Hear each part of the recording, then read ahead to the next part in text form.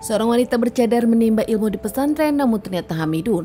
Selama ini ternyata dirinya sering diam-diam berpacaran dan melakukan hubungan suami istri. Kisah nyata yang aku ceritakan kali ini terjadi di kota Bondowoso dan kejadiannya pula terjadi di Magetan, Jawa Timur.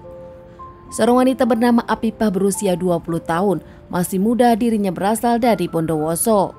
Dimasukkan ke pesantren oleh keluarganya di Bondowoso atas keinginan sendiri.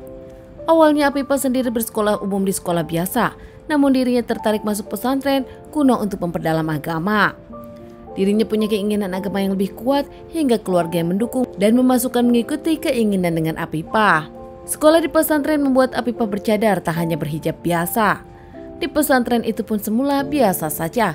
Apipah punya banyak teman dan nampak bahagia hidup di tempat yang dirinya inginkan serta belajar di tempat yang dirinya inginkan.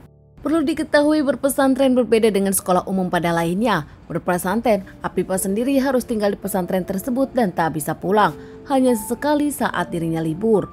Apipah sendiri antar keluarganya saat itu membawa semua barang-barangnya dan tinggal bersekolah di tempat pesantren yang dirinya pilih. Di pesantren itu Apipah berkumpul dengan sesama wanita. Memang di pesantren tersebut pun ada lelaki namun terpisah. Apipah sendiri di awal hanya ingin belajar, namun setelah berjalan Apipah nampaknya menemukan seorang lelaki yang dirinya sukai. Saat ada pertemuan antara lelaki dan wanita, meskipun tak bisa berbicara, namun Apipah pun mengeceng satu lelaki yang dirinya taksir.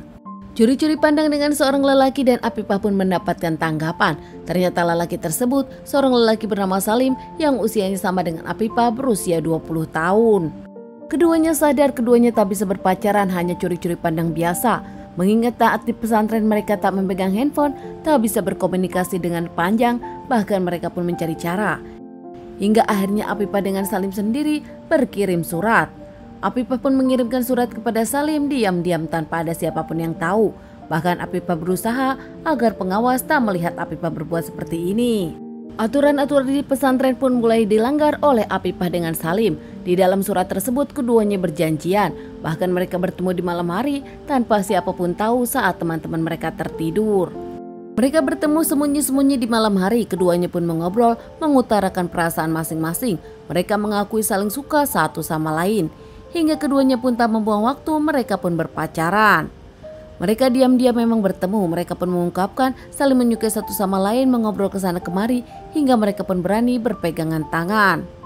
Beberapa kali ada pertemuan di antara keduanya, beberapa kali mereka pun mengaku berpacaran, bahkan saat itu Apipah pun melakukan hubungan suami istri dengan sang pacar Salim.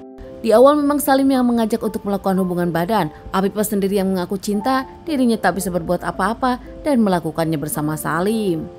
Melakukan tindakan ini tanpa berpikir panjang dan tanpa memikirkan resikonya. Apipah yang nekat tak peduli hingga akhirnya Apipah pun hamidun. Keduanya bingung saat tahu Apipah hamidun. Sadar mereka masih muda dan mereka pun masih bersekolah, Apipah dengan Salim pun sempat cekcok. Entah apa yang dipikirkan Apipah yang merasa kalau masa depannya masih panjang. Apipah pun mengabari keluarganya ingin pindah pesantren dengan banyak alasan dan membuat teman-temannya bingung. Keluarga yang sempat kebingungan tak bisa berbuat apa-apa hingga memindahkan Apipah dari Bondowoso ke Magetan.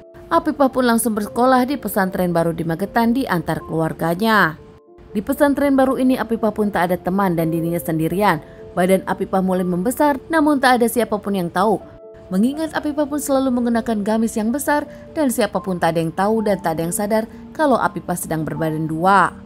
Saat itu Apipah pun sudah merencanakan apa yang akan terjadi, bahkan Apipah memang berencana untuk menghabisi anak yang dilahirkannya nanti.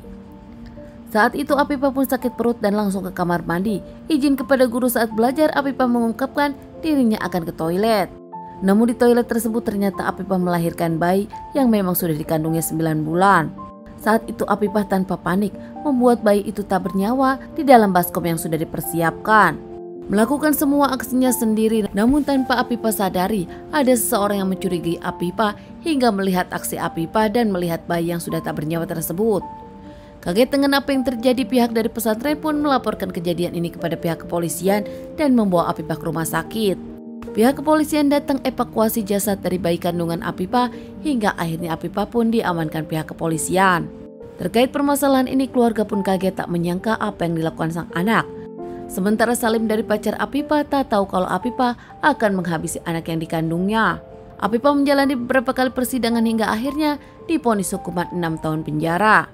Pihak keluarga pun merasa kecolongan dan meminta pertanggungjawaban dari pihak pesantren pertama karena tak menyangka menitipkan sang anak di pesantren, namun ternyata kondisinya kebobolan hingga akhirnya sang anak melakukan aksi ini. Sementara dari pihak pesantren pun mengungkapkan mereka pun sudah melakukan segala cara pengawasan, namun Apipah sendiri yang keluar malam hari saat semua orang tertidur. Salim, pacar dari Apipah, tak dikenakan hukuman apapun karena tak ikut melakukan kejahatan ini.